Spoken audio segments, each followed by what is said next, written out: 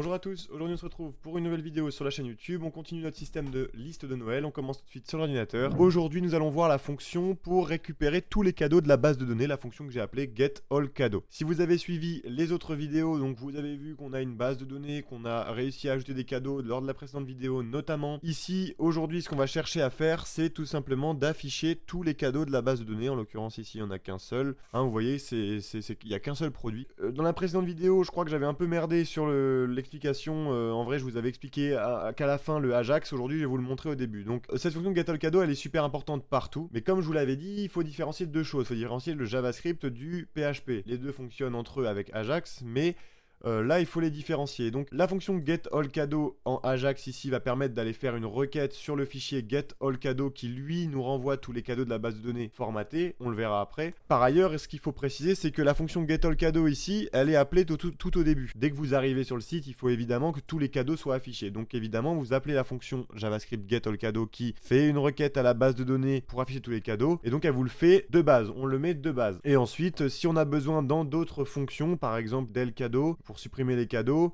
peut-être que je l'ai appelé, peut-être pas. Non, je crois que je l'ai appelé qu'une fois d'ailleurs. Donc en vrai, là, elle me sert qu'au début, mais elle pourrait me servir dans d'autres fonctions. Si vous voulez pas faire de style, de transition, etc., vous n'en avez pas vraiment besoin. En tout cas, ce qui est sûr, c'est qu'il vous faut une fonction qui appelle tous les cadeaux et il vous faut un fichier qui va chercher tous les cadeaux dans la base de données. Celui-ci va vous être plus utile que la fonction en JavaScript, puisque on l'a vu qu'on l'utilisait qu'une fois. En JavaScript, on va chercher le fichier et si le fichier retourne à un succès, alors on affiche dans le contenu, donc la data, le retour, au format HTML, enfin la fonction HTML qui permet de coller le contenu dans notre container page, donc dans notre parent qui récupère tous les cadeaux, qui affiche pardon tous les cadeaux. Voilà pour le côté JavaScript. Cette fonction getAllCadeaux, elle est super importante, elle est assez longue, mais vous allez comprendre qu'en fait elle est plutôt facile à faire, et donc on commence tout de suite. Bien évidemment, on va avoir besoin de la classe cadeau qui est appelée juste ici et vous voyez qu'ici on l'utilise juste là. Donc on va aller également voir dans la classe cadeau comment ça se comporte. Je la mets là. On vérifie déjà dès le début si la session est définie. S'il n'y a pas de session, alors dans ce cas, on démarre la session PHP, ok. On appelle notre classe cadeau, évidemment pour pouvoir l'utiliser dans notre dossier, dans notre fichier, pardon. Et on va en avoir besoin juste après, puisque ici on définit une variable cadeau qui va aller récupérer tous les cadeaux de la base de données. Tous les cadeaux de la base de données, ils les récupèrent comment? Eh bien, on va aller le voir tout de suite dans notre classe cadeau. C'est comme au précédent épisode, on a fait une fonction statique, une méthode statique qui va récupérer les cadeaux. On va aller se pencher dessus tout de suite. Donc, getAllCadeaux, qui doit être pas très loin. Il est là, non, là au-dessus, voilà.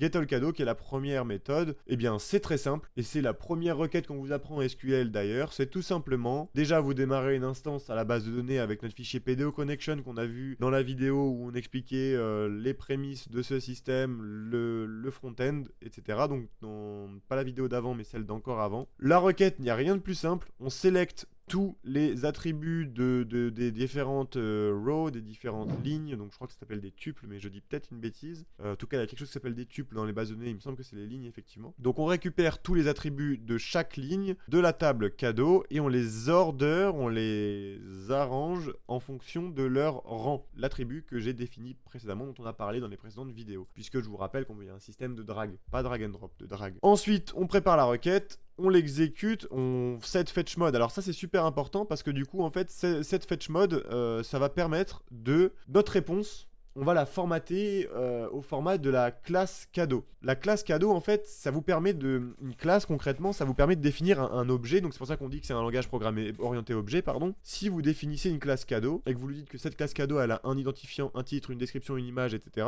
Alors si vous mettez cette syntaxe et vous lui dites la réponse tu la fetch prop slate, tu la fetch en fonction de la classe cadeau, alors le système va comprendre chaque attribut de la base de données pour l'arranger par rapport aux différentes variables ici. Ce qui veut dire que du coup, ça va vous ressortir une réponse au format cadeau, au format, en fait, par rapport à un objet cadeau. C'est le but d'une classe par rapport à la classe cadeau, par rapport à un objet cadeau. Ce qui veut dire que vous n'avez pas une réponse sous forme d'arrêt, vous n'avez pas une réponse sous forme d'objet, par exemple, comme on le voit en JSON, vous avez une réponse au format cadeau, puisque vous l'avez créé et que c'est une classe qui existe. Voilà, et ça c'est super important. Ensuite on l'exécute, on passe pas de paramètres, puisque il n'y a pas de paramètres à passer, et on retourne, on récupère la réponse, et on la retourne à la sortie de cette fonction. Ce qui veut dire que quand on va exécuter la fonction getAllCadeaux, on va avoir un retour au format cadeau. C'est ce que nous avons ici. La variable $cadeau, si on lui demande son type, ça pourrait être un int, etc.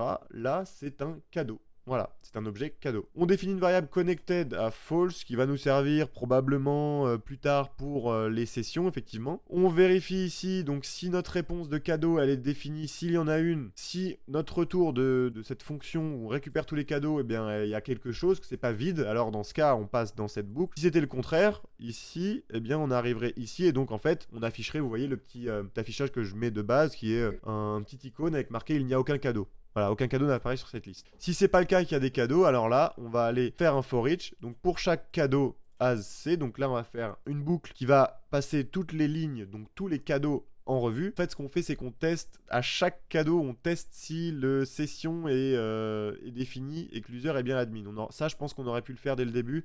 Je vais pas le modifier tout de suite. Bon, ça en fait le problème c'est qu'on le fait à chaque, on aurait pu le définir qu'une seule fois. Ça me permet de faire en sorte que si vous voulez, quand on est sur l'interface administrateur, on peut pas cliquer sur les objets. Vous voyez là, je peux pas cliquer pour ouvrir le lien du produit. En revanche, si je suis déconnecté, là je peux cliquer et ça me redirige vers le produit, le lien du produit. Ça permet de faire ce petit système, vous voyez. Si l'utilisateur est connecté, c'est à ça que nous sert la petite variable ici. Enfin pas connecté, on va englober la balise, enfin le cadeau dans un A, hein, qui va nous permettre de pouvoir cliquer dessus. Donc pour les utilisateurs qui souhaitent avoir des informations, c'est super important.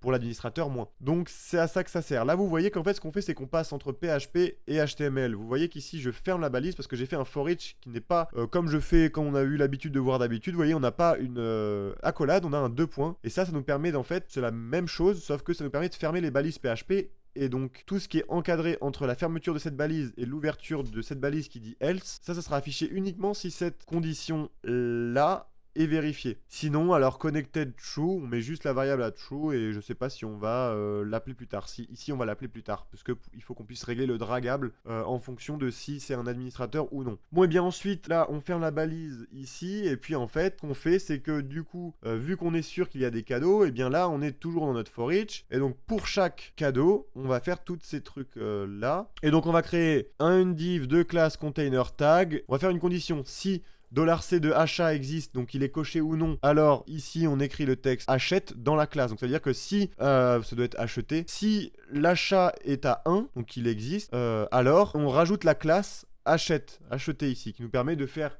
on l'avait vu vite fait en CSS, qui nous permet de griser la case et de cocher le petit checkbox, la petite checkbox. Ensuite, ici, if connected, alors on met la classe dragable à true. Ça, c'est pour le CSS, pour montrer à l'utilisateur qu'il peut ordonner les différents produits. On lui met du coup, en fait ça c'est uniquement s'il est connecté. Vous voyez que s'il est connecté, eh bien on met tous les trucs nécessaires à l'admin, donc pour pouvoir drag les objets. On lui met dans tous les cas un data position à echo de rang, ce qui nous permet de faire l'ordre des différents produits.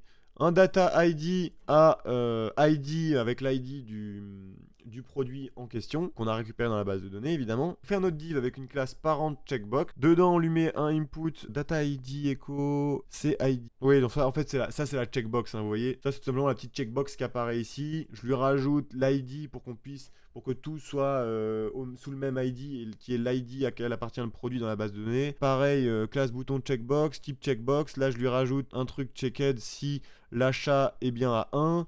Ok, bon en fait tout ça c'est le checkbox, hein. Ensuite on réouvre nos variables PHP, bien évidemment. On vérifie si l'user est connecté en tant qu'admin. Si l'utilisateur, là j'aurais pu tout simplement remplacer ça par if connected, puisqu'on est avec cette variable, elle nous dit si on est connecté ou non. J'aurais pu mettre ici if connected effectivement. Et donc si connected, on ferme la boucle PHP pour afficher du HTML. Alors non, en fait là je vous ai dit une bêtise d'ailleurs. Le for each, c'est pas parce qu'on met 2 points que c'est pour fermer les boucles PHP. J'aurais pu mettre ici l'accolade, ça aurait été pareil si je l'avais refermé au bon endroit. C'est juste que j'avais dû avoir envie de changer ou de tester de nouvelles choses. Bon, quoi qu'il en soit, ça fonctionne. De tous les cas, le for each il s'arrête quelque part. Donc si l'utilisateur est connecté, on lui met ça va être l'onglet édition. Vous voyez, c'est ce petit truc jaune ici. Ça, je l'ai appelé onglet édition. Donc le parent qui est le petit truc jaune. Dedans, on a 3 éléments, l'édit, la croix et le petit séparateur. Donc tout ça est représenté par ça. On voit qu'on a les points SVG des trois choses. Certaines font des petites choses. Donc ici on écho del ID, donc l'identifiant à chaque fois du truc. Ça, l'identifiant, je le mets un peu partout pour l'avoir en fait sous la main à chaque endroit cliquable. Puisque après ça, l'onglet édition, on va le traiter en JavaScript. On va lui dire en JavaScript, eh bien si tu cliques sur ce bouton, alors tu devras faire ça, etc. Tag left ici, donc ça va être l'image. Ici on crée l'image de notre tag. Ce que j'appelle tag, c'est l'étiquette du produit. Donc là, l'image, on crée une image en HTML. On lui attribue la source qui est l'image récupérée dans la base de données. On met pas de alt, mais je devrais. Je mets le séparateur qui est juste défini en CSS. C'est ce petit truc blanc que vous voyez ici. Et enfin, le tag right. Donc là, on va avoir toutes les infos. On a encore une fois l'ID qui apparaît ici dans tag right le numéro ID. Text area, donc pour le titre. Text area pour la description de max length 300. Mais je vous rappelle que dans la précédente vidéo, on avait vu que j'avais limité à 100. Mais bon, c'est pas grave.